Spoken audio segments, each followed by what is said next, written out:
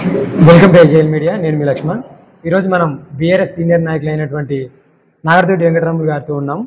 నమస్తే సార్. నమస్తే సార్, మరి చెప్పండి, ఈ మధ్య గద్వాల్ నియోజకవర్గానికి మాజీ మంత్రులు, ఎమ్మెల్యేలు కూడా రావడం జరుగుతుంది. రైతులకు అండగా నిలబడుతున్నారు, వాళ్ళకి పంటలు ఎండుతున్నాయని వచ్చి వాళ్ళ తరపున ధర్నాలు కూడా చేస్తున్నారు. అంటే రేవంత్ రెడ్డి పాలన మొదలై 15-16 నెలలకే ఇంతగానం మీరు ఇలా చేస్తున్నారంటే ఆ ప్రభుత్వం చేస్తున్న పొరపాట్ల గురించి మీరు ధర్నాలు చేస్తున్నారా, లేకపోతే మీరు అధికారం కోల్పోయినారా అనే బాధతోటి ప్రభుత్వం మీద ఏమైనా బ్లేమ్ చేస్తున్నారా? మొదటగా మీ ఛానల్కి ధన్యవాదాలు లక్ష్మణ్ గారు. ప్రభుత్వం ఏర్పడి 15 నెలల పాటు అవుతుంది. ఈ 15 నెలల్లో ప్రతిపక్షంగా మా పార్టీ నిర్వహించాల్సిన పాత్రని ప్రజల కోసం,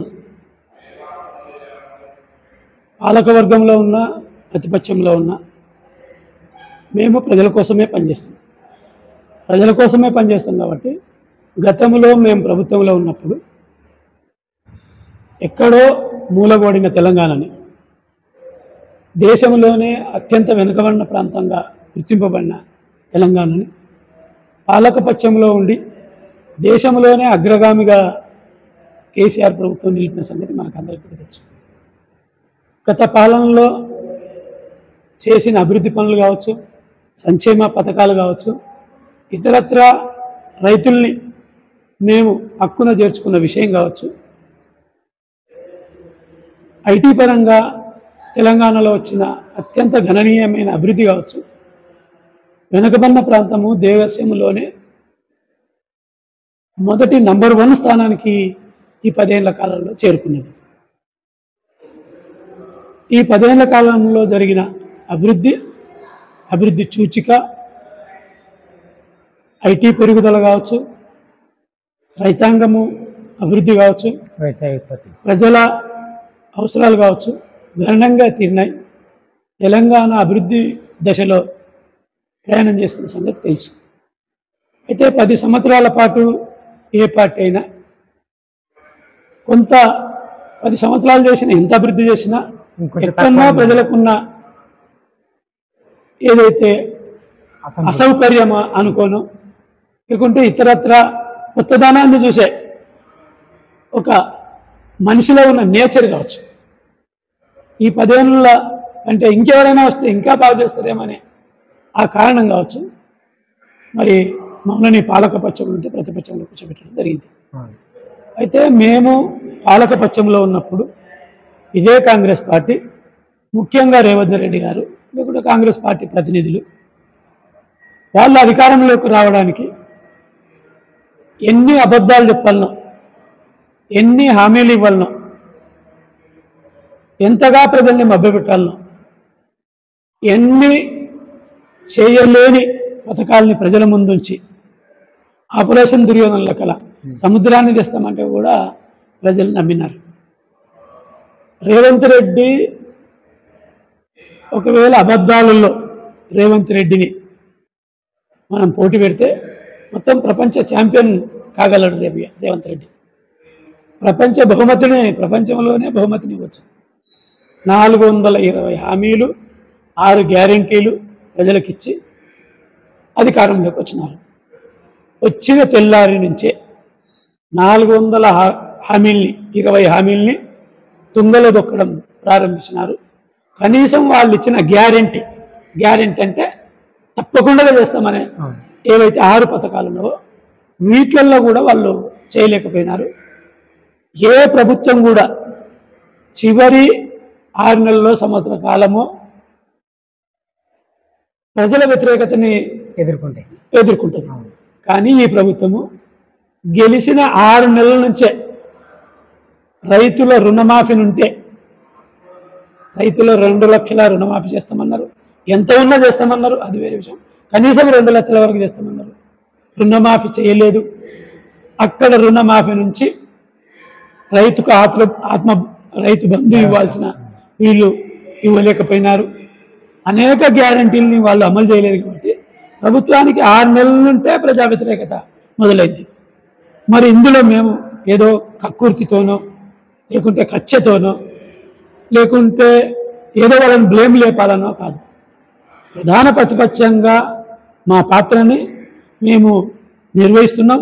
అందులో ప్రజా వ్యతిరేకత వెల్లుబుకింది కాబట్టి మేము చేసే ఏవైతే ఆరోపణలు ఉన్నావో అవి అంటే చేయరాని ఆరోపణలో లేకుంటే ఎక్కువ చేస్తున్నారనో అనిపిస్తుంది. కానీ ప్రజల ఆలోచనలనే మేము ప్రతిపక్షంగా మా పాత్రను మేము నిర్వహిస్తున్నాం.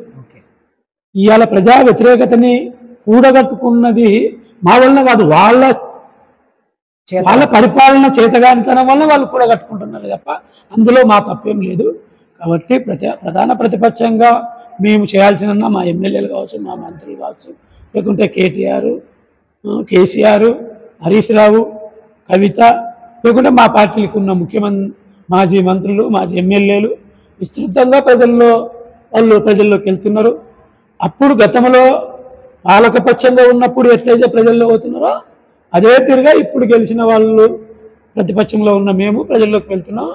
ప్రజల అభిమానాన్ని ఏ పార్టీ అయినా కూడగట్టుకోవాలని ప్రయత్నం చేస్తుంది.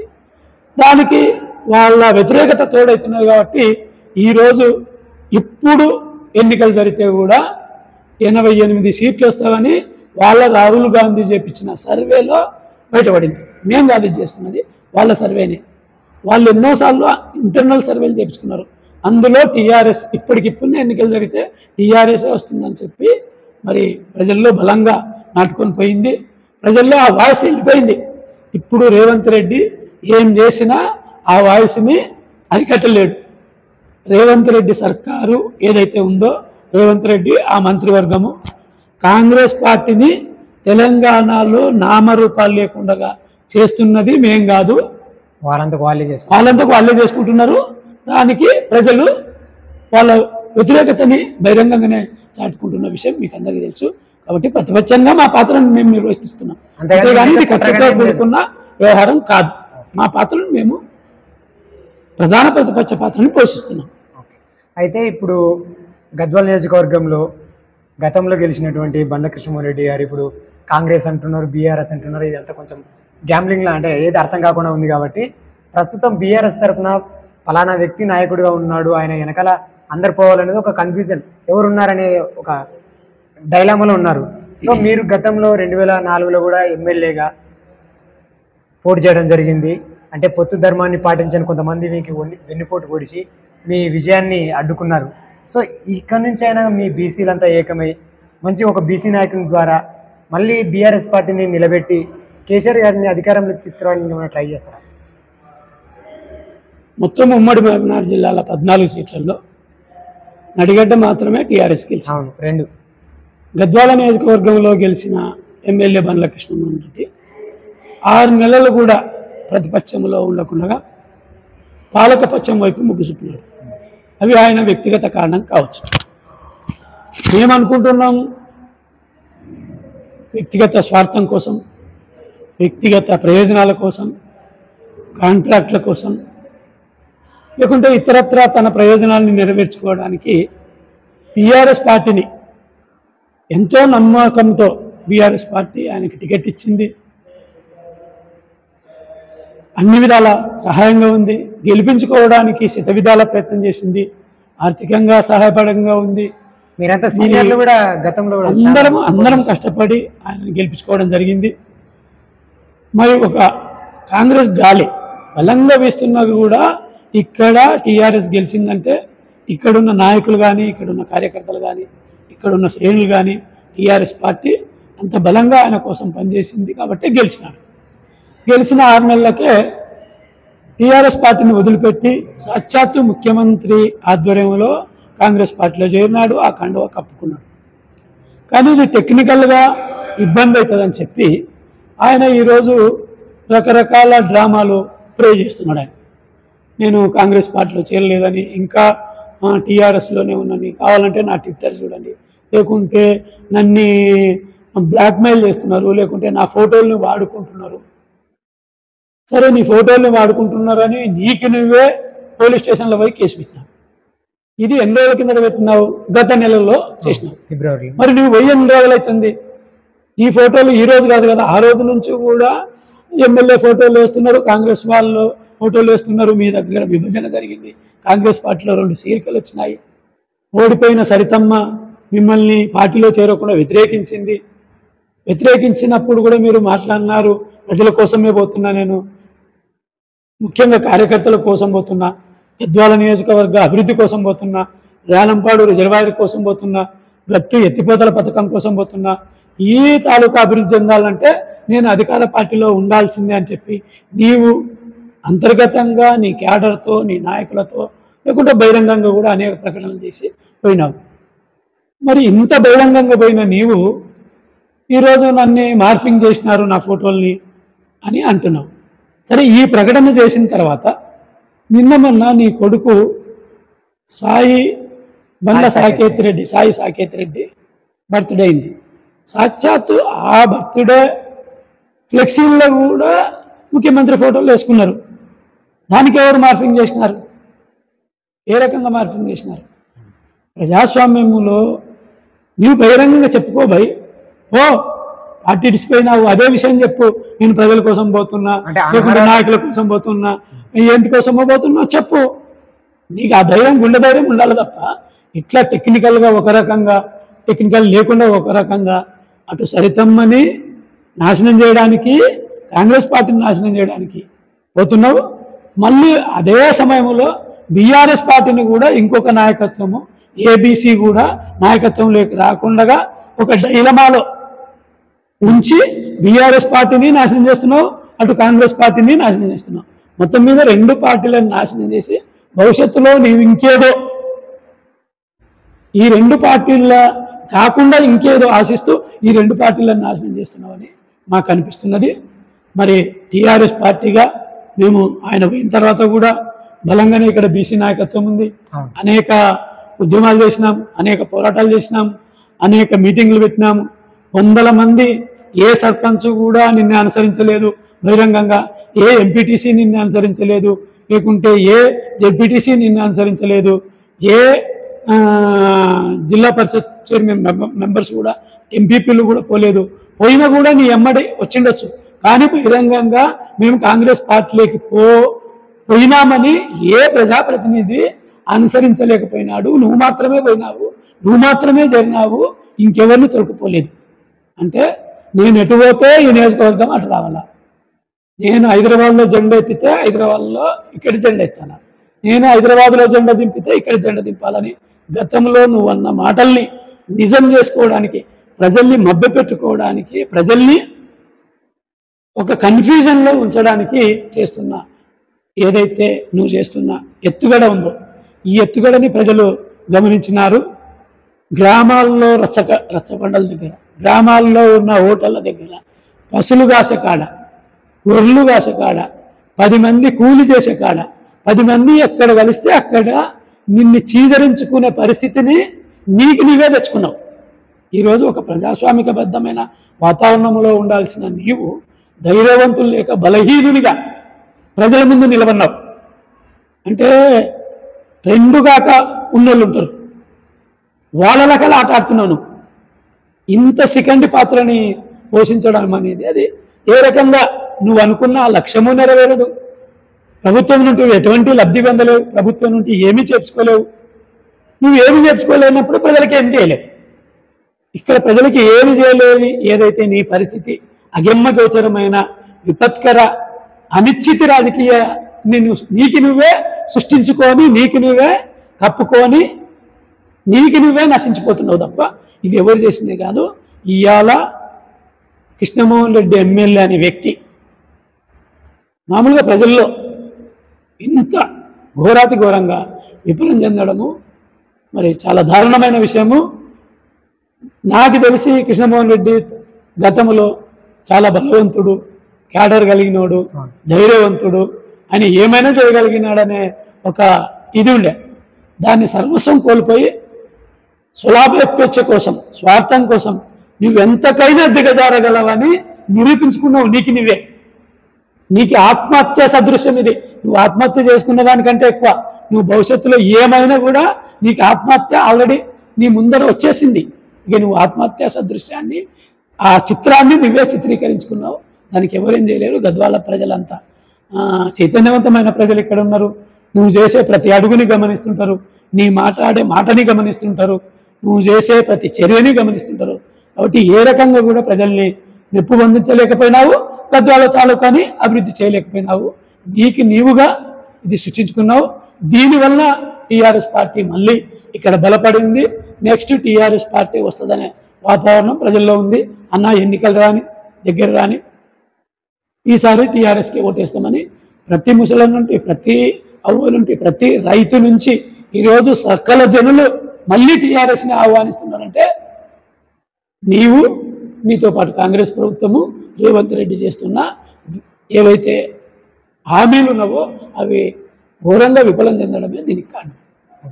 అయితే గద్వాల నియోజకవర్గంలో బీసీలకి ఈసారి ఎమ్మెల్యే టికెట్ వచ్చే అవకాశం ఏమైనా ఉందా బీఆర్ఎస్ తరఫు నుంచి? మా పార్టీ ఎమ్మెల్యే పోయినప్పుడు మేమంతా కూడా అధిష్టానం దగ్గరికి పోయినాం, చాలామంది పోయినాం. అందులో దాదాపు 100 మంది కూడా ఉన్నాం. అందులో టీఆర్ఎస్ పార్టీ ముఖ్యంగా కార్యనిర్వాహక అధ్యక్షుడు కేటీఆర్ గారు స్పష్టంగా చెప్పినాడు, ఆ ఎమ్మెల్యే పోయినాడు, మీకేం భయం లేదు, నెక్స్ట్ మేము గద్వాల నియోజకవర్గానికి బీసీలకే కేటాయిస్తాం, మీరు అధైర్యపడాల్సిన అవసరం లేదు, మీ పని మీరు చేసుకుపోండి, మేము తప్పకుండా బీసీలకే కేటాయిస్తామని స్పష్టంగా అందరి ముందర ప్రకటించడం జరిగింది. మేము అనుకుంటున్నాం భవిష్యత్తులో టీఆర్ఎస్ పార్టీ గద్వాల నియోజకవర్గంలో టికెట్ని బీసీలకే కేటాయిస్తుంది. బీసీ జెండా ఎగురుతుంది, బీసీ జెండా గద్వాల్లో ఎగురుతుందని చెప్పి, ఎందుకంటే ప్రజలు టీఆర్ఎస్ వైపు వచ్చినారు, టీఆర్ఎస్ బీసీలకు ఇస్తుంది కాబట్టి గద్వాల్లో నెక్స్ట్ బీసీ జెండా ఎగురుతుందని మేము విశ్వాసంతో ఉన్నాం, విశ్వసనీయంగా ఉన్నాం, అందుకు తగినట్టునే పనిచేసుకుంటూ పోతున్నాం. అయితే రేవంత్ రెడ్డి పాలన ఎట్లా ఉంది, వాళ్ళ పథకాలు ఎట్లున్నాయి, ప్రజలు ఏ విధంగా స్పందిస్తున్నారు? నేను అనుకుంటున్న భారతదేశంలో కావచ్చు, అన్ని రాష్ట్రాల్లో కావచ్చు, ప్రజల అంచనాలకు మించి హామీలు ఇస్తున్నారు. ఆర్థిక పరిస్థితిని ఏమాత్రము పరిగణలోకి తీసుకోకుండా మనకు వస్తున్న బడ్జెట్ ఎంత, ఏమిటి కేటాయించుకుంటాం, ఎట్లా కేటాయించుకుంటాం, మిగులు ఎంత అని కాకుండా వాళ్ళకి ఇష్టం వచ్చిన తీరుగా ఆ పూటకి ఏరు దాటితే సార్, ఏరు దాటి దగ్గర ఓడమల్లన్న, ఏరు దాటినాక బోడి మల్లన్న కల ఆ పూట గట్టెక్కితే చాలనే ఉద్దేశంతో హామీలు ఇవ్వడం జరిగింది. ఆర్థిక పరిస్థితి ఏమాత్రం సహకరించడం లేదని తెలుసు. అంటే గతంలో కేసీఆర్ ఉండింటే ఇదే ఆర్థిక పరిస్థితిని ఎంత బ్రహ్మాండంగా చేసినా, కేసీఆర్ వచ్చినప్పుడు కూడా ఆర్థిక పరిస్థితి మెరుగేం లేదు. తీసుకున్న వనరులను ఎట్లా సృష్టించుకున్నాడు, తెలంగాణ రాష్ట్రాన్ని ఎట్లా అభివృద్ధి చెందాలా, ఎట్లా నంబర్ 1గా మార్చాలని ఆ తపన, లేకుంటే దానికి కావాల్సిన వనరుల్ని, వసతుల్ని, దానికి కావాల్సిన వాటిని సృష్టించుకున్నాడు కేసీఆర్. నువ్వు ఉన్నదాన్ని కాపాడుకోలేకపోవడం వల్ల ఇవాళ జరుగుతున్న అనర్థము మన అందరి కళ్ళ ముందర సాక్షాత్కరిస్తుంది. కేసీఆర్, నేను అనుకుంటున్నా కేసీఆర్ ఏదైతే ఉందో, కేసీఆర్ని చరిత్రని మరుగున పడదామని నువ్వేదైతే ప్రయత్నం చేస్తున్నావో, ఆ కేసీఆర్ని తోవిన మన్నులో నువ్వు పూడ్చుకొని పోతున్నావు. కేసీఆర్ని పూడ్చడమని ఏదైతే నువ్వు ప్రయత్నం చేస్తున్నావో ఆ గుంతలోనే నువ్వు నాశనం అయ్యే పరిస్థితి ఎదురైంది. కాబట్టి తెలంగాణ కేసీఆర్ చేతిలో ఉంటే, ఈసారి చేతుల్లో ఉంటే మరింత నంబర్ 1గా మారు. ప్రజలు కూడా ఒక మార్పుని తేవాలనుకున్నారు కాబట్టి ప్రజలు తప్పులేదు. ప్రజలు ఇచ్చిన ఏదైతే తీర్పు ఉందో దాన్ని మేము శిరసావహించినాము, ప్రతిపక్ష పాత్రను పోస్తున్నాం. నెక్స్ట్ వచ్చేది అధికారంలోకి వచ్చేది మేమే అని సంపూర్ణమైన విశ్వాసం ఉంది. ఫెయిల్యూర్ ముఖ్యమంత్రి, ఇంత తక్కువ కాలంలో ఇంత సొంత ఎమ్మెల్యేలు, సొంత మంత్రులు, సొంత అధికార పార్టీ నాయకులు ఈసడించుకునే పరిస్థితి ఏ సర్కార్కి రాకూడదు, వచ్చింది రేవంత్ రెడ్డికి. మరి ఇది రేవంత్ రెడ్డి తేల్చుకోవాల్సిన అంశం. అయితే కేసీఆర్ మీద ప్రతి ఒక్కటి ఆరోపణలు చేసిరు గతంలో. యువత కూడా చాలా రకాలుగా అపార్థం చేసుకున్నారు.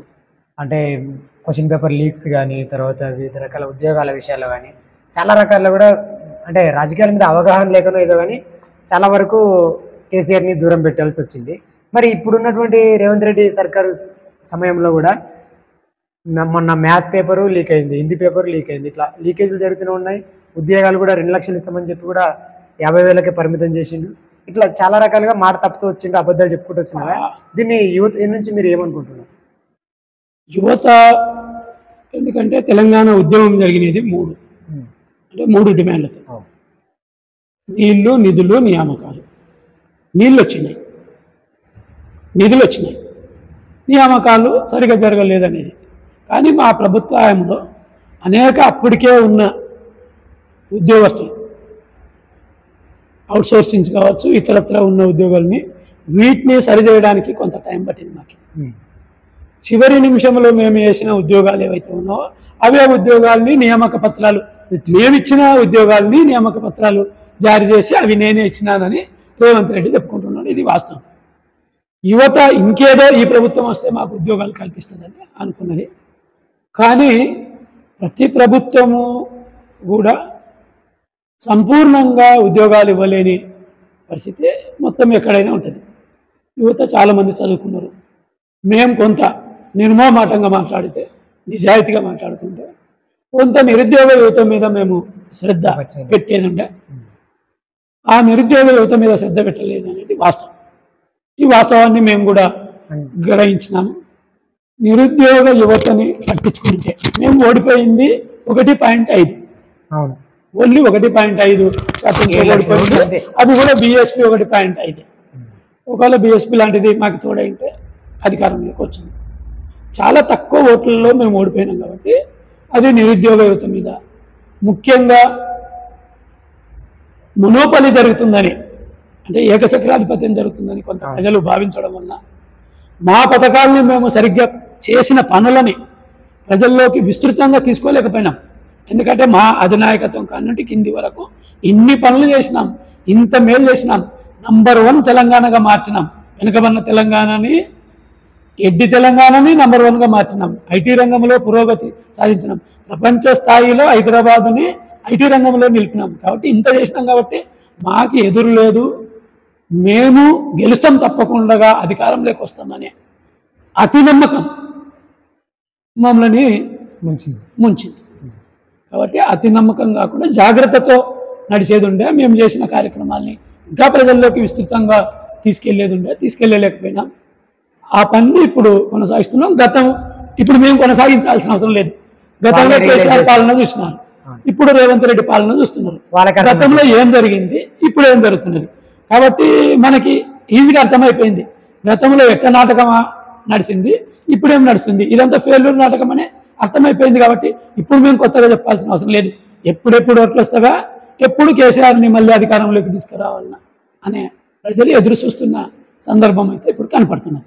అయితే నిన్న మీటింగ్లో కూడా రేవంత్ రెడ్డి గారు కేసీఆర్కు 1000 ఎకరాల ఫామ్ హౌస్ ఉంది, 1000 ఎకరాల్లో వరి పండించిండు, అది ఇదని చాలా మాటలు మాట్లాడిండు. నాకు తెలిసి సీలింగ్ యాక్ట్ ప్రకారం ఒక మనిషికి 54-55 ఎకరాల కంటే ఎక్కువ ఉండకూడదు. సో ఎంత లెక్కేసుకున్నా వాళ్ళకి ఏదో అక్కడ 90 ఎకరాలు 100 ఎకరాలు ఉన్నట్టే నాకు ఇన్ఫర్మేషన్ ఉంది. మీరు ఆయనతో చాలాసార్లు కేసీఆర్ తోటి 2001 నుంచి తిరుగుతున్నారు కాబట్టి, ఆయనతో బాగా క్లోజ్గా ఉన్నారు కాబట్టి మీరు కూడా ఎప్పుడోసారి పోయే ఉంటారు ఫామ్ హౌస్ కూడా. అక్కడ ఎన్ని ఎకరాల్లో ఉండొచ్చు ఫామ్ హౌస్? బయటికి చెప్తున్న ఫామ్ హౌస్కి ప్రకటిస్తున్న ప్రతిపక్షాలు, లేకుంటే రేవంత్ రెడ్డి, కాంగ్రెస్ వాళ్ళు, లేకుంటే ఇతర పార్టీలు ఏదైతే ఆరోపణలు చేస్తున్నావో అంత పొలం లేదనేది వాస్తవం. అక్కడ 30-40 ఎకరాల ఫామ్ హౌస్ ఉంటుంది. 10,000 ఎకరాలుగా వీళ్ళు ప్రకటిస్తున్నారు. అదంతా వాస్తవం. నీ గవర్నమెంటే ఉంది, నీ కలెక్టర్లే ఉన్నారు, నీకు ఎంఆర్ఓలే ఉన్నారు, నీ సర్వేలే ఉన్నారు. పోయి సర్వే చేసుకుంటే అయిపోతుంది కదా. బయటికి ఎందుకు ప్రకటిస్తావు? నిరూపించు పేపర్ మీద. నీ రికార్డు ఉంటుంది కదా, రికార్డు చెప్తే అయిపోతుంది కదా. ఎందుకు పదే ప్రకటించి అబాస్ పాలు చేయాలని చూస్తున్నావు? అసలు ఎన్ని వందల ఎకరాలు మీరు, మీ అన్నదమ్ములు కబ్జాలకు గురైందో, ఎన్ని వందల ఎకరాలు ఇప్పుడు మీ కోటర్లో నడుస్తున్నదో, కేసీఆర్ కంటే ఎంత ఉందో అందరికీ తెలిసిపోయింది. అక్కడ 40-50 ఎకరాలు చుట్టుపక్కల ఉన్న ఎన్ని వందల ఎకరాలు మీరు ఆక్రమించుకున్నారో మేం కాదు, మీ నాయకులే పదే ప్రకటిస్తున్నారు. ఇక మీకి మాకి ఏం తేడా ఉందో ప్రజలు గమనించినారు. అయిపోయింది. ఇంకా నువ్వు చెప్పే అబద్ధాల చెత్తపై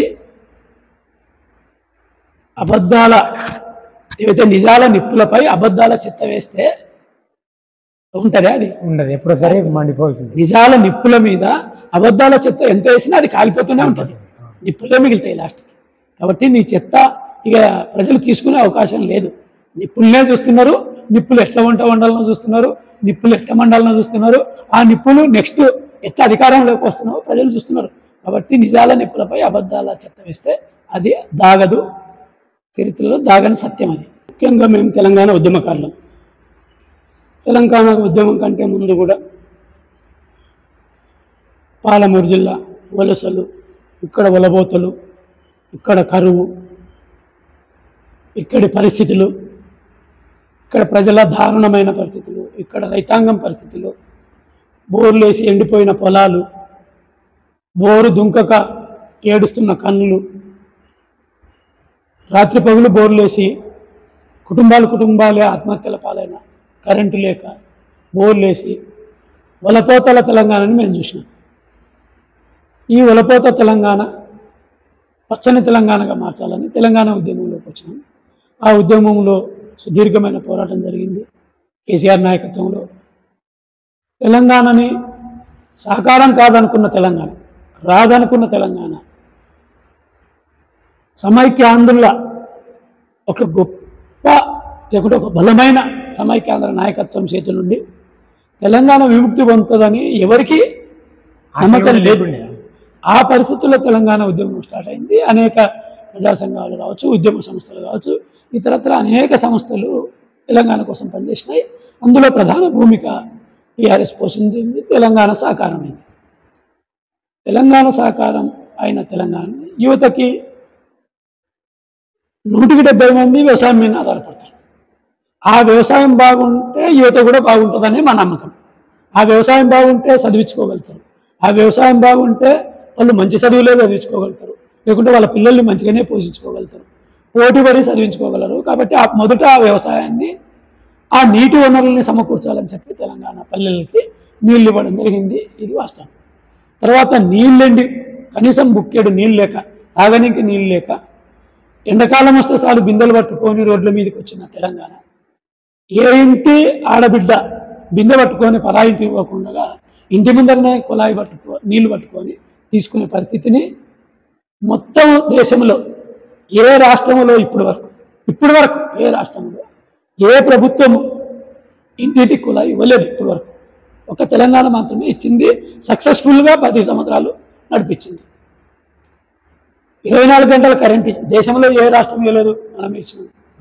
నల్లా నీళ్ళు ఇచ్చినాము, నీటి వనరులు ఇచ్చినాము. ఎండాకాలంలో కూడా కేసీఆర్ ప్రభుత్వం ఉన్నప్పుడు ప్రతి చెరువు నిండుకొనే ఉన్నది, ఏ చెరువు కూడా ఎండిపోలేదు. కానీ రేవంత్ రెడ్డి ప్రభుత్వం వచ్చి 1 సంవత్సర కాలంలో తాగునీకి నీళ్లు సరిగా వస్తలేవు, కరెంటు సరిగా లేదు, బావులు చెరువులు ఎండిపోయినాయి, బోర్లు ఎండిపోయినాయి. మళ్ళీ బోర్లు వేసే పరిస్థితి అయిపోయిందే. ఎక్కడ కూడా బోరింగ్ మిషన్లు నడచలేకుండా మళ్ళీ బోరింగ్ మిషన్లు వస్తున్నాయి, మళ్ళీ బోర్లు వేస్తున్నారు, మళ్ళీ కరెంటు కష్టాలు వచ్చినాయి. అంటే ఆనాటి రోజులు మళ్ళీ సమైక్యాంధ్ర రోజులు మళ్ళీ 1 సంవత్సరాల కాలంలో ఎందుకు పునరావృతమైనాయి, ఎందుకు ఇట్లా వచ్చింది, మీ మేనేజ్మెంట్ లోపం వల్ల జరుగుతుందనేది వాస్తవం. దీన్ని గమనించకుండా కేవలము వీళ్ళు ఆర్థికంగా దివాలా తీపించినారు రాష్ట్రాన్ని, లేకుంటే ఆర్థికంగా బాలేకుండా చేసినారు, ఆ వడ్డీలు కట్టడానికే సరిపోతలేదు. నీకు ప్రతిపక్ష నాయకుడు ఒక ముఖ్యమంత్రి కావాలని కోరుకునే వ్యక్తివి కనీసం రాష్ట్రం మీద, ఆర్థిక పరిస్థితి మీద కనీస అవగాహన, అంచనా నీకు ఉండాలి కదా. ఎందుకు అన్ని హామీలు ఇచ్చినావు, ఎట్లా ఇచ్చినావు? అవగాహన లేకుండా, అవగాహన రాయితంతో మాకు తెలియదు, ఇప్పుడు మాట్లాడుతున్నావు ఆ రోజుల్లో తప్పిచ్చినాము, మేము తప్పు చేసినాము, అంత పరిస్థితి లేదు అని ఇప్పుడు దిగజారి మాట్లాడుతున్నావే. ఇదే కేసీఆర్ చేతిలో ఉంటే ఈరోజు ఎట్లా ఉంటుండే రాష్ట్రం? ఇదొక్కసారి ఉంటే దేశంలోనే ఇంకా నంబర్ 1 స్థానంగా మారుతుండే కదా. కాబట్టి చిన్న చిన్న విషయాల్ని, అంటే మేధావులు, తెలంగాణ మేధావులు, లేకుంటే ప్రజా సంస్థలు, ఇతరులు ఒక మోనోపల్ని కేసీఆర్ ఇట్లా ప్రవర్తిస్తున్నాడు, పెద్దందారిగా వేస్తున్నాడు, అట్లా ఇట్లా అని మాట్లాడి కాంగ్రెస్కి అనుకూలించినారే కానీ మొత్తం కేసీఆర్ ప్రభుత్వం వలన సకల జనాలకి, మొత్తం తెలంగాణ ప్రాంతానికి ఎంత మేలు జరిగిందనే దాన్ని వదిలిపెట్టి చిన్న చిన్న విషయాల మీద మేధావులు ఫోకస్ పెట్టి ఆ చిన్న చిన్న విషయాల్ని పట్టించుకొని పెద్ద జరిగిన మేలుని మర్చిపోయారు మేధావులు. ఇప్పటికైనా మేధావులు ఆలోచించాల్సింది ఏంటంటే ఏం జరుగుతుంది, కేసీఆర్ ఎట్లా ఉంటాడు, తింటాడా, తాగుతాడా, పండుతాడా, వ్యక్తిగత విషయాలు కాదు. ప్రజలకి మొత్తం కేసీఆర్ పాలనలో తెలంగాణ ప్రజలకి ఎట్లా మేలు జరిగిందో దాన్ని పరిగణలోకి చాలా మంది తీసుకోలేకపోయినారు, అందుకోసం వ్యతిరేకమైనారు. ఇప్పుడు ఆలోచిస్తున్నారు కేసీఆర్ పాలనలో ఎట్లా ఉన్నా, ఏ రకంగా ఉన్నా ఈ కేసీఆర్ పాలనలో మంచి జరిగిందని ఆలోచిస్తాను. నేను యువతకి ఏం చెప్తా అంటే, ఇప్పుడున్న రాజకీయాల్లో యువత రావాల్సిన అవసరం ఉంది. చదువుకున్నోళ్ళు నేరస్తులే అధికారులై లేకుంటే రాజ్యం చేస్తూ నేరం చెలాయిస్తుంటే చూస్తూ ఊరుకున్న ప్రతి ఒక్కడు నేరస్తుడే. కళ్ళుండి చూడలేనోడు, నోరుండి మాట్లాడలేనోడు మేధావులే కాదు. ప్రజలకు ఏం జరుగుతుంది నిత్యం ప్రజల్లో పోయి మీ ఆలోచననే పెట్టాలా.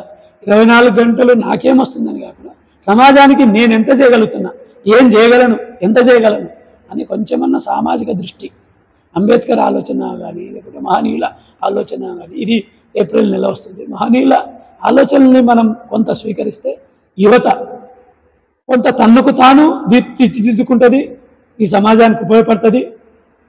భవిష్యత్తులో కూడా ఉద్యోగాలు కాకుండా స్వయం ఉపాధి సృష్టించుకునే మార్గాల్ని అన్వేషించాల్సి వస్తుంది. వ్యవసాయ రంగము బ్రహ్మాండమైన విస్తృతమైన రంగం ఉంది. దానివైపు కూడా చదువుకున్న వాళ్ళు పోతే ఇంకా కొంచెం మెరుగైన అవకాశాలు యువతకు లభిస్తాయి. కొత్త ఆలోచనల వైపు పోయి ఈ దేశాన్ని లేకుంటే ఈ రాష్ట్రాన్ని ఏదైనా కాపాడాల్సింది యువతని. నవతరమా యువతరమా ఇదేతర కదలి రమ్ము అని ఒక శ్రీశ్రీ కవిత రాసింది.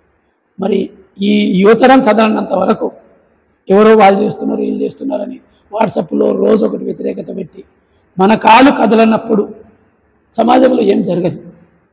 మనం కూడా సమాజ మార్పు కోసం కృషి చేస్తే ఏ పాలకుడైనా, కేసీఆర్ కావచ్చు, రేవంత్ రెడ్డి సర్కార్ కావచ్చు, లేకుంటే భవిష్యత్తులో వచ్చే ఏ సర్కార్ అయినా ప్రజలు అప్రమత్తంగా ఉంటే, యువకులు ఒక వెన్నెముకలాగా పనిచేస్తే తప్పకుండా ఈ దేశం బాగుపడుతుంది. యువతకి ఇచ్చే నా అప్పీల్, మేము యువతరం కోసం చాలా కష్టపడినాం, ఉండాలి, ఆదర్శంగా ఉండాలని ప్రయత్నం చేసినాం. భవిష్యత్తులో కూడా యువతరం పనిచేయాలని, ఈ దేశాన్ని పనిచేయాలనుకుంటున్నాం. తెలంగాణ యువత ఇవాళ ప్రపంచమంతా, అప్పుడు ఆంధ్రులు ప్రపంచమంతా పోతుంది, ఇప్పుడు తెలంగాణ యువత కూడా ప్రపంచమంతా పాకింది. వాళ్ళ మేధో సంపత్తిని అన్ని రంగాల్లో రాణిస్తున్నారు. భవిష్యత్తులో తెలంగాణ యువతదే రాజ్యం. కాబట్టి తప్పకుండా తెలంగాణ యువత మరింత యాక్టివ్గా, మరింత ఎమోషనల్గా ఈ దేశానికి ఉపయోగపడాలని నేను కోరుకుంటున్నాను. అయితే రాజీవ్ వికాస్ యూత్ అని ఏదో కొత్త ప్రోగ్రాం పెట్టుకున్నాడు కదా, రేపు జూన్ 2కి 5 లక్షల మంది యూత్కి లోన్, సబ్సిడీ లోన్ల కింద ఇవ్వాలని రేవంత్ రెడ్డి గారు అనుకుంటున్నారు. సో ఇట్లాంటి పథకాల మీద మీకు ఏమైనా నమ్మకం ఉందా? రేవంత్ రెడ్డి గారు ఆదుకుంటాడు, పథకాలన్నీ క్లియర్ చేస్తారు. ఒకటి ఏంటంటే, ఏ ప్రభుత్వమైనా మొదట తాను ఏం చెప్పినాడో చేయాలి. సరే, అవి చేస్తూ కొత్త పథకాలను మీరు మీ ముద్ర ఉండడానికి ప్రయత్నం చేస్తున్నారు. సరే, రాజీవ్ యువ వికాస ఏదో అదంతా సరే మీరు ఇస్తే మంచిదే. కానీ మాటలు కోటలు దాటుతున్నాయి, కాలు కడప దాటలేదు. మా అంటే ఆవేదన ఏంటంటే, నీ మాటలు ప్రతి మాట కోట దాటుతుంది. ఈరోజు ఈ పథకం అంటావు, రేపు ఇంకో పథకం అంటావు. రేషన్ కార్డు లాంటివి రేషన్ కార్డు ఇవ్వలేదు, రుణమాఫీ అంటివి రుణమాఫీ ఇవ్వలేదు, రైతు బంధు అంటే రైతు బంధు ఇవ్వలేదు, తులం బంగారం అంటే తులం బంగారం ఇవ్వలేదు. నీవిచ్చిన ఏ హామీ నెరవేర్చకుండా కొత్త కొత్త అంటే రోజుకొక ఏషం వేస్తే, ఈ ఏషం బాగాలేదు, రేపు కొత్త ఏషం కట్టి మళ్ళీ దాన్ని మెప్పించాలని, ఆ ఏషం కూడా బాగుంటుంది, ఇంకో ఏషం కడుతున్నాం. ఇదేమైపోతుంది అంటే ప్రజలకు ఎబ్బెట్టి అనిపిస్తుంది. ఒక ముఖ్యమంత్రి ఒక స్థిరత్వమైన పాలనని అందించాలి తప్ప రోజుకొక కొత్త పేరు, అంటే గతంలో ఉన్న పథకాలే కొత్త పేర్లతో మీరు చేస్తున్నారు. గతంలో ఉన్న పథకాలే అవైనా కరెక్ట్ చేయాలి. కాబట్టి ఇప్పుడు మేము ఏవైతే గతంలో కొనసాగించినామో వాటన్నిటికీ డబుల్, త్రిబుల్, అంటే మేము అంతకంటే ఎక్కువ చేస్తాం అన్నావు. మేము 1 కిలోమీటర్ ఉరికితే నేను 2 కిలోమీటర్లు ఉరుకుతున్నావు, నేను 1 అడుగు దుంకితే నేను 2 అడుగులు దుంకుతున్నావు, ప్రతి హామీని 2 అడుగులు అన్నావు. మరి ప్రతి హామీ గతంలో ఉన్న ఏ హామీని కొనసాగించలేకపోతున్నావు. కాబట్టి నిన్ను యువ వికాస్ అన్నా, లక్షల మందికి ఇస్తామన్నా, ఉద్యోగాలు ఇస్తామన్నా, ప్రజలు నిన్ను నమ్మే పరిస్థితుల్లో నాకు తెలిసి మృగ్యమైంది. ఇక అది పోయింది. నువ్వు ఏం చెప్పుకున్నా అది కొత్త దేశమే తప్ప ఆ దేశానికి నువ్వు ఇంకవు అంకవు. మభ్య పెట్టడానికే మరో మార్గం, రోజుకో మార్గం అంటే తన ముఖ్యమంత్రిత్వాన్ని నిలుపుకోవడానికి ఎన్ని రకాల వేషాలైనా అంత ముందరికి తీసుకుపోవడానికి ప్రయత్నం చేస్తున్నావు. మరి ఈ ముఖ్యమంత్రిని మారుతారనో లేకుంటే రకరకాల వాగ్దానాలు వస్తున్నాయి. 10 మందిని ఎమ్మెల్యేలను చేర్చుకున్నావు. నీవే బహిరంగంగా అసెంబ్లీలో ప్రకటిస్తున్నావు ఏమని, ఎన్నికలు రావు. మరి సుప్రీంకోర్టు ఏం చేస్తుంది? ప్రకటించాల్సింది నీవా సుప్రీంకోర్టు? కేసు నడుస్తుంది కదా. ఒకవైపు కేసు నడుస్తున్నప్పుడు సుప్రీంకోర్టులో ఒక వాదన వినపడుతున్నప్పుడు ఒక ముఖ్యమంత్రిగా సుప్రీంకోర్టు రేపు ఏం ఆదేశిస్తామో తెలియకుండానే ఎటువంటి విధానాన్ని ప్రకటిస్తుందో లేకుంటే ఏ తీర్పుని ప్రకటిస్తారో తెలియకుండానే ఎన్నికలు రావని ప్రకటిస్తే నువ్వు సుప్రీంకోర్టును కూడా దారి తప్పించినట్టునే. అంటే ఆ వాదనని నువ్వు ప్రభావితం చేస్తున్నట్టునే. ఎవరి వలన ప్రభావితం చేస్తున్నారు? ఎవరెవరు ప్రభావితం చేస్తున్నారు? నీవు అంటే కేంద్రంలో సుప్రీంకోర్టు తీర్పుని ప్రభావితం చేసే పార్టీతో నువ్వు అంటగాగుతూ ఎన్నికలు రావని ప్రకటిస్తున్నావా? లేకుంటే వాళ్ళు మీరు ఏకమై ఎన్నికలు రాకుండా చేయడానికి ప్రయత్నం చేస్తున్నారా? ఇది వస్తే టీఆర్ఎస్కి మేలు జరుగుతుంది కాబట్టి టీఆర్ఎస్కి మేలు జరిగితే ఇంకా భవిష్యత్తులో మీ ఈ 5 ఏళ్ళు కూడా కొనసాగే పరిస్థితి లేదని చెప్పి నువ్వు ఎన్నికలు రావని అసెంబ్లీ సాక్షిగా సుప్రీంకోర్టులో నడుస్తున్న కేసు మీద నీవు ఎట్లా ప్రకటన చేస్తావో మరి రేవంత్ రెడ్డి గారే ఆలోచించాలా. తప్పకుండా ఎన్నికలు వస్తాయి, సుప్రీంకోర్టు తీర్పిస్తుంది, ఈ 10 మంది ఎమ్మెల్యేలని అనర్హుల ప్రకటిస్తారు. తప్పకుండా ఎన్నికలు వస్తాయి. గద్వాల్లో కూడా ఎన్నికలు జరుగుతాయి. అయితే లాస్ట్ క్వశ్చన్ కూడా ఇది లాస్ట్ ముందు ఒకటి. బండి సంజయ్ రీసెంట్గా 2 రోజుల ముందర చెప్పిండు బీదర్ సైడు ప్రెస్ ఇది వార్తా ప్రెస్లో వీళ్ళంతా దొంగ నోట్లు ప్రింట్ చేసుకొని పంచారు అని కేసీఆర్ మీద కూడా అబండాలు వేయడం జరిగింది. సో ఆయన మాటలు మీరు ఎట్లా చూస్తారు? నిజంగానే దొంగ నోట్లు ప్రింట్ చేసి పంచేంత ఉందా మీ పార్టీకి? బండి సంజయ్ ప్రభుత్వమే కేంద్ర ప్రభుత్వం. అవును, గతంలో ఉంది, ఇప్పుడు ఉంది. అవును, వాళ్ళకి ఈడీ ఉంది, ఐటీ ఉంది, ఎస్బీ ఉంది, రకరకాల అన్ని సంస్థలు దాని చేతుల్లో ఉన్నాయి. అది విచారణ చేసుకోవచ్చు. బండి సంజయ్ మాటల్ని దాదాపు తెలంగాణ సమాజము పరిగణలోకి తీసుకోవడం మానేసింది. ఎందుకంటే ఎప్పుడు ఏం మాట్లాడతాడో బండి సంజయ్కి అర్థం కానప్పుడు మాకేం అర్థమవుతుంది. కాబట్టి తెలంగాణ ప్రజలు బండి సంజయ్ మాటలని ఒక విశ్వసనీయ మాటలుగా పరిగణలోకి తీసుకోవడం. ఆయన రెచ్చగొట్టే విధానం ప్రతిదీ రెచ్చగొట్టడమే. సమాజంలో అల్లకొల్లను సృష్టించడం, క్రిస్టియన్లని రెచ్చగొట్టడం, ముస్లింలను రెచ్చగొట్టడం, హిందువులను రెచ్చగొట్టడం, వాళ్ళ మధ్యన తగాదాలు సృష్టించి ఆ మంటలో చలిగాచుకోవాలనుకునే వ్యక్తుల్లో బండి సంజయ్ ఒకడు. కాబట్టి బండి సంజయ్ అనే వ్యక్తి కేంద్ర మంత్రి అయినప్పటికీ ఆయన మాటల్ని విశ్వసనీయంగా లేవు కాబట్టి వాటిని పరిగణలోకి తీసుకోవాల్సిన అవసరం లేదు. ఫైనల్గా నెక్స్ట్ అంటే ఈ పార్టీకి అయిపోవాలి, సంవత్సరం అయిపోయింది లోకల్ బాడీ ఎలక్షన్లు కూడా, సర్పంచ్ కానీ ఇవన్నీ. ఇప్పుడు సంవత్సరం అయినా కూడా ఇప్పటివరకు పెట్టలేదు. దానికి కారణం ఏమనుకుంటున్నారు? నెక్స్ట్ ప్రజలు లోకల్ బాడీ ఎలక్షన్లో ఎట్లా తీర్పిస్తారు? కాంగ్రెస్ నేను అనుకుంటున్నా ఈ గవర్నమెంట్ వచ్చిన తర్వాత సంవత్సరం కాలం క్రితమే లోకల్ బాడీ ఎలక్షన్ జరిగేది, మొదలు పెట్టేది ఉంటే ఈ పార్టీకి దాదాపు అన్నీ అయిపోవాలి. ప్రభుత్వము తాను చేసిన పనుల వలన ప్రజల్లో మెప్పు పొంది ఎలక్షన్కి పోవాలని అనుకుంటున్నది. కానీ మెప్పు ప్రతి నెల వాయిదా పడుతూ వస్తున్నది. ఎందుకు? మెప్పు పొందలేకపోతున్నది. ఇంకా వ్యతిరేకత ఇంకా తీవ్రమవుతున్నది. ఒకవేళ ఇప్పుడు ఈ లోకల్ బాడీ ఎలక్షన్ జరిపితే ఏమైనా తీర్పు వ్యతిరేకంగా వస్తే ప్రభుత్వమే నిలబడే పరిస్థితి లేదు. ముఖ్యంగా రేవంత్ రెడ్డి ముఖ్యమంత్రిగా కొనసాగే పరిస్థితి లేదు. కాబట్టి తానున్న కాలంలో ఎంత వాయిదా వేస్తే ఎంతకాలం సుదీర్ఘంగా నడిపి లాస్ట్కి ఒకవేళ వ్యతిరేకత వస్తే ఎవరి మీద వేసి పోదామనే తప్పించుకునే ఒక పలాయన మార్గాన్ని ఎంచుకుంటున్నాడు. కాబట్టి లోకల్ బాడీ ఎలక్షన్లని ఆయన వాయిదా వేస్తూ వస్తున్నాడు. రైతు బంధు వేసి జరుపుదాం అనుకున్నాడు, అది ఫెయిల్ అయింది. రుణమాఫీ చేద్దాం అనుకున్నాడు, అది ఫెయిల్ అయింది. రేషన్ కార్డు ఇచ్చి చేద్దాం, అది ఫెయిల్ అయింది. ఇప్పుడు రైతు యువ వికాసు అది అట్లా ఆయన ఏదో కొన్ని పనులు చేసి కొంత ముందర పోదాం అనుకుంటే అది ఇంగింత గాడిదన్నట్టు తంతుంది. ముందర పోతే పొడుస్తుంది, వెనక్కి పోతే తంతుంది. కాబట్టి ఆయన ఒక డైలమా పరిస్థితిలో ఉన్నాడు. లోకల్ బాడీ ఎలక్షన్లు జరపలేకపోతున్నది గవర్నమెంట్. ఒకవేళ జరిపినా తప్పకుండా టీఆర్ఎస్ పార్టీ వస్తుంది. కాబట్టి ఆ భయమే ఆయనని జరపనిస్తలేదు.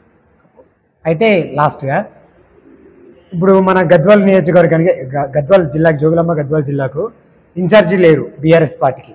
సో ఇన్ఛార్జిగా మీరు సీనియర్లు కూడా చాలా మంది ఉన్నారు కాబట్టి మీలో ఎవరిని ఇన్ఛార్జిగా పెట్టే అవకాశం ఉంది? ఆ రేస్లో మీరు ఉన్నారా? ఒకటి, ఎమ్మెల్యే పోయిన తర్వాత ఇక్కడ బహునాయకత్వం వచ్చింది. 5-6 మంది పోటీ పడుతున్నారు ఇక్కడ నియోజకవర్గంలో. సీనియర్స్గా మేమున్నాం. గత పార్టీ పెట్టిన కానుండి ఈ రోజు వరకు పార్టీలే నమ్ముకొని బతున్నాం. గట్టు భీముడు ఫ్యామిలీ కూడా ఉంది, లేకుంటే ఇంకొంతమంది నాయకులు వచ్చినారు. ఎవరికి ఇస్తే ఎటుపోతుందో కొద్ది కాలం పాటు వేచి చూడాలనే ఉద్దేశంతో పార్టీ వెయిట్ చేస్తున్నది. మాతోనే కాదు, 10 మంది ఎమ్మెల్యేలు పోయిన ప్రతి నియోజకవర్గంలో ఇన్ఛార్జీలను ప్రకటించలేదు. రేపు నెలలో పార్టీ రాష్ట్ర కమిటీ మీటింగులు జరుగుతున్నాయి, ప్లీనరీ జరుగుతుంది. కాబట్టి రాష్ట్ర కమిటీలు పునరుద్ధరించుకుంటాం, మేము కమిటీలు వేస్తాం. అందులో భాగంగా ఈ నియోజకవర్గానికి కూడా ఇన్ఛార్జి ప్రకటించే అవకాశం ఉంది. ఇన్ఛార్జిగా ఎవరికి వచ్చినా, నాకు వచ్చినా, హనుమంతుకు వచ్చినా, విజయ్ కుమార్కి వచ్చినా, ఆంజనేయులు గౌడ్కి వచ్చినా, లేకుంటే మరొకరికి వచ్చినా, రేపు ఇంకెవరికన్నా రావచ్చు. పల్లె లాంటి వాళ్ళు కూడా ప్రయత్నం చేస్తారు. కాబట్టి ఎవరికి వచ్చినా మాకేం అభ్యంతరం లేదు. ఇది ఎన్నికల చివరి ఇన్ఛార్జ్ ఇచ్చిన వాళ్ళకే టికెట్లు ఇస్తారనే లేదు. చివరి నిమిషంలో మార్చిన సందర్భాలు కోకొల్లలుగా ఉన్నాయి. కాబట్టి ఇన్ఛార్జి అనేది అది ఎమ్మెల్యే టికెట్ కాదు. అప్పుడున్న సర్వేల ప్రకారము, అప్పుడున్న పార్టీ పరిస్థితి ప్రకారము, అప్పుడున్న రాష్ట్ర వ్యాప్తంగా తీసుకునే కాంబినేషన్, కుల కాంబినేషన్ కావచ్చు, ఇతరత్ర వర్గాల కాంబినేషన్ కావచ్చు, ఇతరత్ర అనేక కాంబినేషన్లు కావచ్చు, ఎదుటి పార్టీ ఇచ్చే ఎవరికి టికెట్ ఇస్తుంది దాన్ని బట్టి కూడా అభ్యర్థిని మార్చాల్సి ఉంటుంది. కాబట్టి నియోజకవర్గ ఇన్ఛార్జ్ వస్తే అది ఎమ్మెల్యే టికెట్ కల మేమైతే భావిస్తలేము. ఎవరికి ఇచ్చిన సంతోషమే, మేమందరం పనిచేస్తాం. మేము ఎన్నికల్లో ఉండదలుచుకున్నాం, రాజకీయాల్లోకి వచ్చినదే ఎన్నికల్లో ఉండడానికి. తప్పకుండా చివరి దాకా పార్టీ టికెట్ నాకే రావాలని నేను ప్రయత్నం చేస్తాను, వాళ్ళు కూడా ప్రయత్నాలు చేస్తారు. చివరికి పార్టీ ఎట్లా నిర్ణయిస్తుందో దానికి కట్టుబడి ఉంటాము. చివరి వరకు అయితే మేమైతే ప్రయత్నం చేస్తాం కదా. మేము వచ్చింది రాజకీయాల్లోకి వచ్చి మేమేమి ఇక్కడ దాపరికం లేదు. గద్వాల నియోజకవర్గంలో ఎమ్మెల్యే టికెట్ను నేను ఆశిస్తున్నా. తప్పకుండా దానికోసం పనిచేస్తాను. చివరి నిమిషం వరకు కూడా పనిచేస్తాను. అప్పుడున్న రాజకీయ పరిస్థితులను బట్టి, మాకున్న అనుకూలతల్ని, మాకున్న ఇక్కడున్న ప్రజల అనుకూలతల్ని, ఇక్కడున్న మార్గాల్ని, లేకుంటే ఇక్కడ నేనుంటే ఎలా గెలుస్తానో అన్ని విషయాల్ని మేము ప్రతి ముందర ప్రొజెక్ట్ చేస్తాం. భవిష్యత్తులో తప్పకుండా చేస్తాను. సకల వర్గాల మద్దతు నాకు ఉంది. నేను అందరి వాడిని కాబట్టి తప్పకుండా నాకు వస్తుందని భావిస్తున్నాను. గతంలో 2004లో టికెట్ వచ్చింది. పొత్తు ధర్మాన్ని వాళ్ళు పాటించలేదు, మమ్మల్ని ఓడించినారు. ఆ రోజు నుండి ఈ రోజు వరకు కూడా ఉన్నాం. తప్పకుండా పార్టీ కోసం ప్రయత్నం చేస్తున్నాం. సీనియర్ నాయకులము. ఇక మాకంటే ఎక్కువ ఎవరికి మార్కులు ఉన్నాయని నేను భావిస్తలేను. ఎవరికైనా మార్కులు ఉన్నాయని వాళ్ళు భావిస్తే అవి ధన బలాల మీద లేకుంటే ఇతరత్ర బలాల మీద ఆధారపడి ఉండొచ్చు. కానీ నేను కేవలం ధనబలం నాకు లేదు. నేను పేదోని, పార్టీని నమ్ముకొని ఉంటుంది, పార్టీ అమ్మడే ఉంటుంది, పార్టీని ఎట్లా చెప్పితే అట్లా చేస్తుంది. కాబట్టి తప్పకుండా కాస్తా నేను ప్రజల్నే నమ్ముకున్నా, ప్రజల వెంటనే ఉంటా, చివరి దాకా ప్రయత్నం చేస్తా. తప్పకుండా రేపు ఎన్నికల్లో నాకే వస్తుందని నేను ఖరాఖండిగా భావిస్తున్నా. ఆ విశ్వాసంతోనే నేనున్నా. ఎవరు ఒప్పుకున్నా ఒప్పుకోకపోయినా లేదు, చివరి నిమిషంలో ఎవరికైనా ఇస్తే వాళ్ళకు కూడా మేము మద్దతు ఇవ్వడానికి సిద్ధంగా ఉంటాం. ఓకే. అయితే రేపు ఏప్రిల్ 27 సిల్వర్ జూబ్లీ 20 సంవత్సరాలు అవుతుంది కదా పార్టీ మొదలయ్యి. సో అప్పుడు మీ బాస్ కేసీఆర్ గారు బయటకు వచ్చి ఇక ప్రజల్లో ఉండబోతున్నాడు అనే టాక్ వస్తుంది. అది ఎంతవరకు నిజం? ఇక ముందు ఎలా ఉంటుంది మీ పార్టీ? ఈడ ఏమైపోతుందంటే కేసీఆర్ వస్తేనే వచ్చినట్టు పార్టీ ప్రజల్లో ఉంది, నిత్యం నిరంతరం ఉంది. సామాన్య కార్యకర్తలు కూడా తట్టుకోలేకపోతున్నారు. రోజు బ్యానర్ ఐటంలో ఉన్నాం, మేము హెడ్డింగ్ పేపర్లో ఉన్నాం. ఒక ప్రతిపక్షము రోజు హెడ్డింగ్ పేపర్లో ఉండకూడదు కానీ ఉన్నాం మేము. అంటే మా పార్టీ ప్రజల్లో ఉంది. ఇంకా కొత్తగా ఏప్రిల్ నాడే వచ్చేది ఏం లేదు, ఆల్రెడీ ఉంది. మేము ఎంత కూడగట్టుకోవాలో అంత కూడగట్టుకున్నాం, ఎంత ముందర పోవాలో అంత ముందర పోయినాం. కాంగ్రెస్ పార్టీని నెక్స్ట్ భూతాపితం చేయడానికి సర్వవేళల సర్వావ్యవస్థల యందు సర్వ సైన్యము, టీఆర్ఎస్ సైన్యము, బీఆర్ఎస్ సైన్యము సర్వసన్నద్ధంగా ఉంది. ఇందులో ఏమీ డోకలేదు. ఓకే సార్, మళ్ళీ మీరు అనుకున్నట్టు మీ పార్టీ ముందు ఇంకా విజయాలు సాధించి మంచి ప్రభుత్వాన్ని నెలకొల్పాలని ఆశిస్తూ సెలవు తీసుకుంటున్నాం. నమస్కారం. నమస్కారం.